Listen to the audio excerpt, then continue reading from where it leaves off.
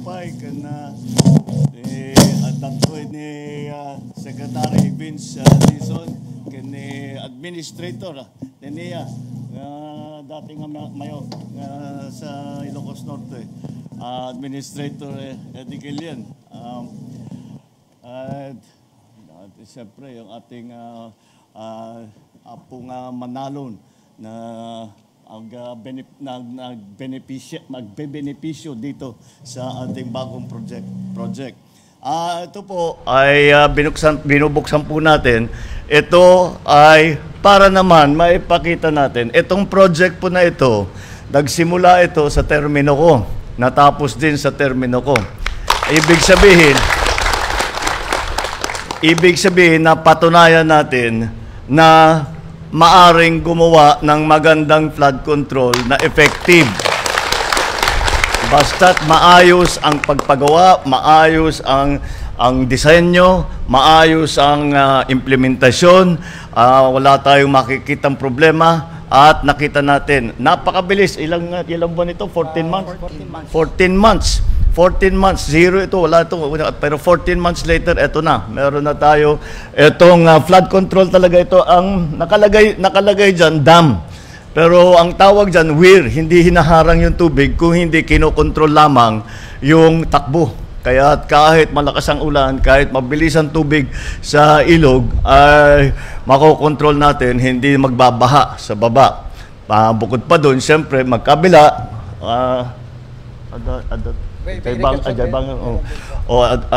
meron tayo itong sluice gate na tinatawag sluice gate. So saan kumukuha ng tubig para dadalhin sa pang-irigasyon. Hanggang saan naabot itong kanal mo? Pwede sir, hanggang Kilkiling. Malayo na yun. Sige, tapos ang coverage ng irrigation nito is 3,600 hectares. Yun ba? Tama ba yun? 3,600 hectares. Kaya lahat yan ay matutubigan na sabay-sabay sa flood control. Alam niyo, ang aming ginagawa, pagka gumagawa kami ng irrigation na ganito, ay kasama na rin yan ngayon dyan ang flood control. Kung minsan, pwede rin pag-isipan, maybe the provincial government can work together with the local executives na gawing maglagay dito ng solar para may energy component. At siguro nasimula na at mula nung napagawa ito, lahat na hindi namin pinaplano. Pero lahat ng mga ginagawa natin ganitong klaseng flood control, na dam, na weir, lahat ito, dahil magkakaroon ng tubig, mag-iipon ng tubig, pwedeng gawing tourist spot. Ito, nasimula na yata, nagpipiknik na ang ating mga kasama at meron nang pwedeng mag-water sports, kung ano-anong pwedeng gawin. Ang daming pwedeng gawin dito. Kaya ako'y tuwan-tuwa na mapunta rito at makita itong natapos natin na flood control project na makita natin ay makakatulong sa lahat ng nandito sa valley, next to the Sierra Madre, all of here, this whole valley na hindi mababaha. Kaya tuloy-tuloy, ito ay convergence project. Nagtulungan ang Department of Public Works and Highways at saka siyempre ang National Irrigation Authority. Ang nagsagawa tayo at drainage system para sa pagkuha ng tubig para pang-irigasyon. At bukod pa rito, meron pang tinayo, nakita namin sa helicopter, yung titignan po ninyo yung ginagawa dito sa side ng ilog, ang mga revetment para siyempre hindi na lalampas doon sa dinadaanan ng ilog yung tubig kasi pagka malakas ang ulan, tataas ng konti ang tubig, hindi na natin pinababayaan na magkalat pa. So may control. Meron pa tayong isa pa doon, isa pang ganito mas maliit downstream. Kaya makikita natin doon sa sunod-sunod na ganitong klase na parang dam na weir ay makokontrol natin yung takbo ng tubig. Hindi na magbabaha, but meron pa tayong makukuhang patubig para sa ating mga manalon. Okay. ang mga mahigit sa 1,000 magsasaka at 7 barangay ang makikinabang dito sa proyektong ito. Kaya't alam naman po namin na hindi naman po madali ang buhay ng ating mga magsasaka. At kaya't lahat ng suporta na kaya namin bigay, binibigay natin dahil patitibayin natin. Tuloy-tuloy ang Department of Agriculture na yung mga programa na ginagawa. Meron tayong sa Department of Agriculture at saka sa NFA, National Food Authority, palawakin ang pagbili ng palay sa mas mataas na presyo. Magkano ba ang bilihan ng palay dito? 13. Pwede na, mabuti-buti pa yung iba. 8 piso lang ang 8 piso lang ang bigayan sa mga trader. Pero ang NFA may pondo pang NFA para bibili, kaya ang bilihan sa NFA ay 18 to 19 na basa. 21 to 23 more or less pagkatuyo na palay. Kaya palalawakin natin ito at maglalagay din tayo doon sa mga tinamaan na sa pagbaba ng presyo ng palay, magbibigay din tayo ng direct na tulong para sa ating mga magsasaka. At I was going to be 10,000, no? I don't remember the exact, it's 10,000. Meron tayong pinaplano tigsa 10,000 yung mga nalugi dahil sa pagbabagsak ng bilihan ng palay. Kaya yan, tamang taripa, maglalagay tayo ng safeguard duties para sa importasyon, para hindi sa pag-import ay hindi masisira naman ang presyo dito sa atin. Dahil ang nagdidikta ng presyo ng bigas na ito, ang nagdidikta ng presyo ng bigas ay yung imported rice. Kung mahal yung imported rice, tataas lahat. Pagka murang imported rice, bababa lahat. Kaya medyo tumaas nung nakaraang taon. Pero ngayon medyo bumababa. Kung pagka mag-import lang tayo na mag-import at hindi natin ayusin ang production, ay matatamaan ang ating mga farmer. Kaya yun ang aming binabantayan at tinitignan namin lahat ng mga farmer na nalugi dahil nga bumagsak ang presyo ng palay, ay bibigyan po natin ng tulong. At pinapabuti natin pati ang infrastruktura para sa mga sakahan. Sa DA, Bureau of Agricultural and Fisheries Engineering, yung NIA, at DPWH, maglalagay pa tayo ng mga service canal kagaya rito na kumukuha ng tubig dito sa ating mga impounding farm to market road. Dahil alam naman natin yan ang pinakamalaga. Nakagawa na po tayo ng plano para sa buong Pilipinas sa farm to market road. Ngunit siyempre, pupuntahan din natin ang mga mayor natin, ang mga governor natin para itanong kung yung plano namin ay maganda, kung tama ang dinadaanan ng farm to market road, kung ano yung suggestion nila. At yun ang sinusunod natin na plano. Hindi lang yung kagaya ng dati na palakasan lang, nakikiusap lang, lagyan ko yung farm to market road dito. Pag medyo kaibigan, pag medyo kapartido, sige, approve. Walang plano.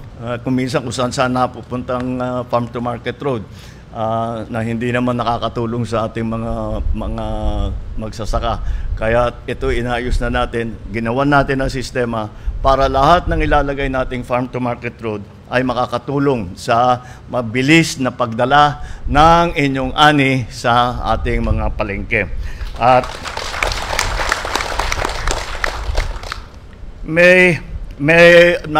meron tayong naririnig sa ating mga farmer kung minsan ang pag-deliver ng mga input ay huli. Medyo na late. Pati yung seedlings, pati yung Eto sinumbong ni Manong Eddie. Manong ka na ngayon. Sinumbong sa akin at pinag-aralan, tinignan nga namin, mukhang totoo. Kasi yung procedure, sa Department of Agriculture, masyadong maraming kung ano-anong dokumentong kailangan, kung ano-anong kailangan ng mga procedure, so tinanggal na namin. Kaya mas mabilis na, sahan ninyo sa susunod na planting season, maayos na ang pag-deliver ng ating binhi. ng ating ayuda, ng ating patubig. Kaya't pinapatibay po natin kasi alam po natin na ang dinaanan natin nung COVID, hindi tayo makapag-import. Nahirapan tayo makapag-supply ng murang bigas sa ating mga kababayan. Kaya dapat matuto na tayo, ayusin natin ang produksyon, ayusin natin ang hanap buhay ng mga farmer at tiyakin natin na sapat ang ating bigas para sa lahat sa buong Pilipinas. Kaya ito po ang aming ginagawa. Naglalagay po tayo ng assistance. Meron tayong pinapalawak natin ang coverage ng crop insurance. At yun po ang yung mga mechanization, yung pagbigay ng mga traktor, pagbigay ng mga gamit, mga harvester, lahat ng mga gamit para mas maganda, mas mabilis ang trabaho, mas maganda ang pag-ani pagka makompleto ang makinarya. Nagbibigay din tayo ng drying machine, nagtatayo tayo ng itong taon na ito, makakapagtayo tayo ng 147 na rice processing center. Dapat kung saan natin ilalagay, ngunit nung last time ako nandito sa Cagayan ay naawitan ng ilan ba? Dalawa? Talo. Magaling itong nalaing tayo gobernador yung. Talo. Kaya na-realign yung mga iba. Inuuna na natin dito sa Cagayan dahil talagang alam naman natin, kailangan na kailangan yan. So, pagka ganon, pati yung pagka natayo na natin yung mga rice processing center. Itong rice processing center, ang laman nito, merong drying, may milling, at saka polishing. Paglabas doon sa processing center, sako-sako na. Kayo magsasabi dahil hindi naman kinukuha sa inyo yung produkto. Kung ano yung sabihin nyo 5 kilo na sako, 10 kilo, 25 kilos kung ano yung kailangan ninyo. Paglabas doon sa processing center ay nakasako na. So kaya ninyong dalhin sa market kung ano yung gusto ninyong gawin doon sa inanin ninyo. At yung isa pang naging problema, kasi tinatanong ko, nung panahon ng ama ko, yung palay sinusundo sa farmer para dadalhin sa processing. Ngayon ay iniiwan natin sa mga kooperatiba. Ang problema, yung ibang kooperatiba, walang truck. Kaya magbibigay din tayo ng truck. Kagaya para meron kayong gagamitin para dadalhin nga yung inyong palay, yung bibigay natin sa cooperative, kaya matibay naman ang mga cooperative natin, kaya ibibigay natin sa cooperative para makapagplano kung saan dadaan yung mga pag-deliver ng truck, pagsundo ng palay, saan dadalhin sa pag-deliver, paano nyo kukunin ulit para gamitin na. At ito question. Ito, meron pa, dami pang program dito eh. Ito muna. Ito, meron pa tayong pinapalawak na ang tinatawag, siguro alam na rin ninyo, RCEF, yung Rice Competitive Enhancement Fund. Ito ay nagbibigay ng subsidies, yung konting tulong na pondo para mabawasan ang presyo ng fertilizer at lahat ng ating binibigay na abono. At iba't ibang klase, yung mga ibang variety na ginagawa rin naming tama para yung gagamitin ninyong pagtanim, yung magandang variety, yung nagbabagay sa season. At iba naman pagka dry season, iba naman pagka tag-ulan. Kaya yung supply natin ay ayusin natin para yun ang pinakamaganda na makuha natin. Lalo na kasi may yung mga pinag-aaralan nito, nakakapag-develop din sila ng variety na mas matibay sa init, mas matibay sa tagtuyot, mas matibay sa pagbaha, at mas magandang ani at saka mas magandang quality. At maglalagay din tayo dito sa Claveria ng branch o warehouse dito para doon tayo meron kayong magamit na warehouse kasi isa yun sa kulang. Kaya alam niyo po ang aming ginagawa ay hindi lamang para sa itong klaseng sa flood control, sa irrigation, kung hindi sa lahat ng aspeto ng pagsasaka ay aming tinitignan, tinutulungan dahil ang ninanais talaga natin ay hindi na tayo mag-import. O kung mag-import tayo, kakaunti na lang. Kasi sa kasalukuyan, malaki pang ini-import natin dahil kulang pa ang produksyon dito sa atin sa Pilipinas. Kaya napipilitan tayo mag-import. Kapag naayos natin ang sistema ng agrikultura at sapat na ang ating rice supply, ay makikita natin ay magiging mas maayos, kontrolado na natin. Hindi na natin inaalala kung ano yung presyo sa international. Basta kung ano yung presyo na gusto natin, yun ang ilalagay natin dahil kontrolado na natin dahil dito sa Pilipinas galing. At kung kailangan tulungan, kung kailangan lagyan ng subsidy, lalagyan natin ng subsidy para naman sa consumer, hindi naman yung mga namimili, hindi naman masyadong mataas ang presyuhan ng bigas at ang farmer naman ay mataas ang presyo sa pagbili ng palay. Kaya yun ang ating binabalanse. Ito nga, mechanical dryer sa mga traktora, transplanter, thresher, ito nga, rice processing center, nabanggit ko na, ay maghahanda pati ang Department of Agriculture na magpapatupad hindi lamang yung farm to market road, meron din yung farm to market bridge dahil kabilang maraming humihingi kasi paano nga naman tatawid ng ilog, kaya lalagay tayo ng tulay pero gandahan niya yung tulay, wag yung bumabagsak. Oo. At saka yung maintenance. Oo, pero kasi ang naging problema talaga doon sa mga bumabagsak na tulay, yung pigatan. Halimbawa, tapos doon sa Isabela, nagkaroon din. Ay dapat kasi hindi na maintain na mabuti. Dahil ewan ko yung pagbigay ng pondo sa appropriation sa budget kulang ang perang binibigay sa Department of Public Works para sa kanilang maintenance. Kaya inayos na natin yan. Itong budget natin na ginagawa natin ngayon para sa susunod na taon ay nandyan na, may pondo na yan. Titiyakin natin na masinop na talagang tinitignan at pinupuntahan lahat ng ating tulay para check-in lang. Dahil every 3 years ata yan every 3 years. Bawat 3 taon, kailangan puntahan, inspeksyonin lang yung tulay, tignan na kung may nakalawang na, kung may kailangan paltan na. Pagka ganun, hindi na tayo magkakaproblema sa mga nasisira mga tulay na kailangan isara. Kaya patuloy ang magiging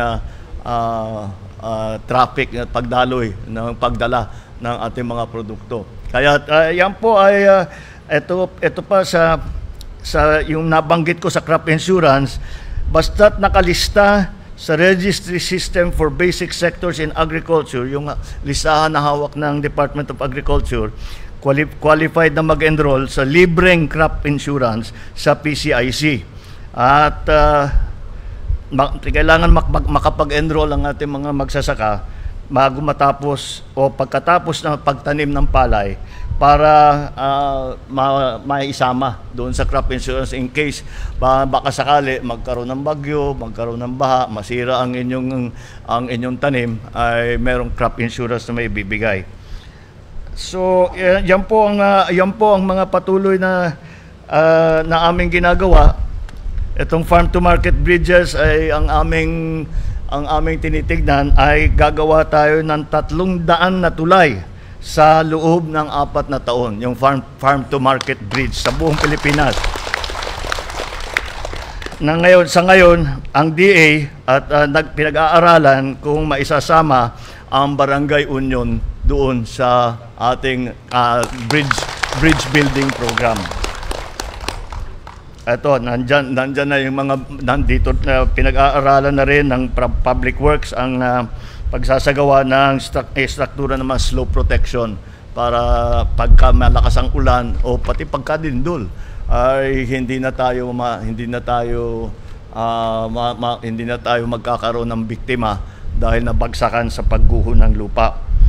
Ito po ay aming ginagawa para tulungan siyempre ang ating mga magsasaka unang-una dahil ang mga kuminsan ay hindi binabati at hindi kinikilala ng iba, ngunit ang kayong mga magsasaka ay talagang kayo ang inaasahan namin dahil kayo ang nagpapakain at nagbubuhay sa lahat ng Pilipino, hindi lang sa pamilya ninyo, hindi lang sa inyong sarili, kundi sa lahat ng buong Pilipinas.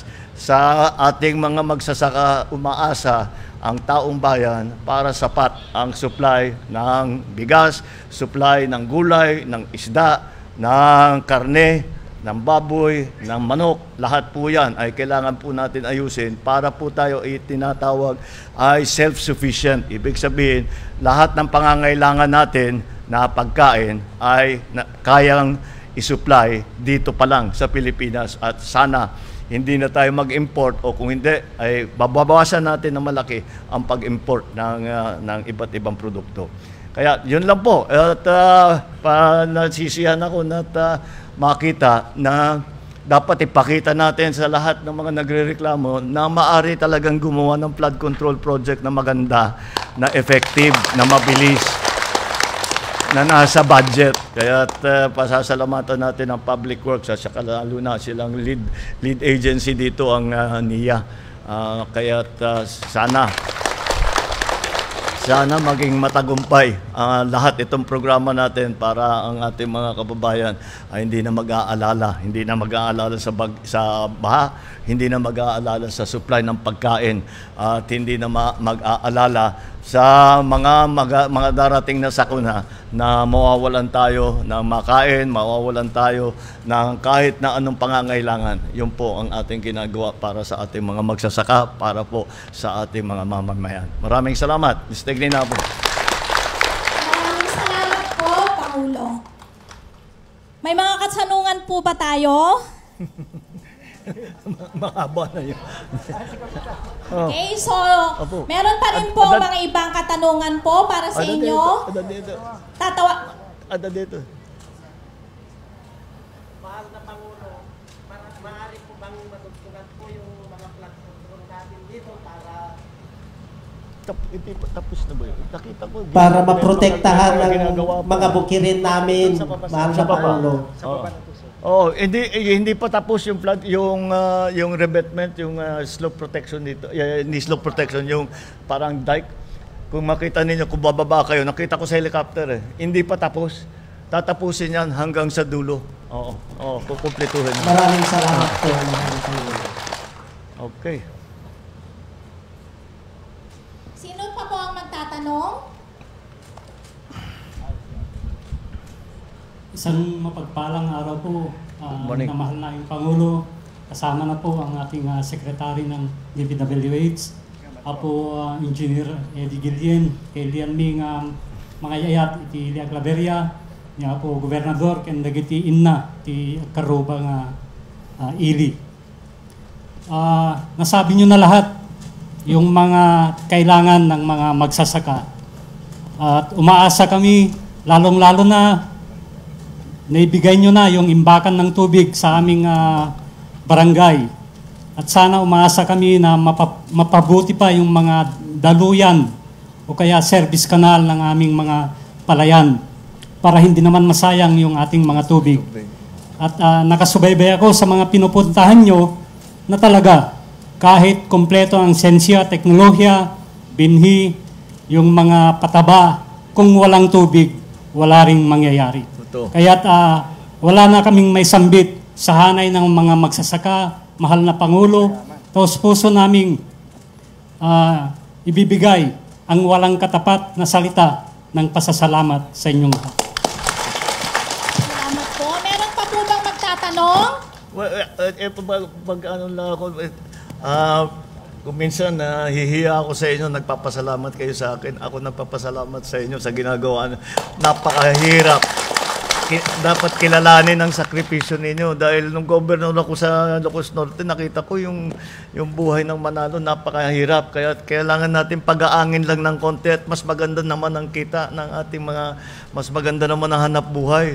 Lahat kayo may pamilya, lahat kayo may magpapaaral ng bata. Kaya kailangan talaga na pagandahin na kahit papano ay hindi naman malugi ang ating mga farmer. Dahil pagka nalugi yung farmer, ibig sabihin, sila pang kayo nagtatanim, kayo umaani, kayo pang gugutumin. Ay hindi naman tama 'yun. Kaya ayusin natin 'to lahat 'yan. Kaya ako yung magpapasalamat sa inyo lahat at alalahanin niyo po, hindi nagagawa ito dahil sa aking sarili o dahil sa amin tatlo o dahil sa cabinet. Dahil tayo ay dapat kilalanin natin ay parang isang buong grupo tayo na sabay-sabay na nagtatrabaho. Kaya natin nagawa ito. Kaya sa tulong ninyo, mabubuo natin at magiging matagumpay lahat po ng project natin. Okay.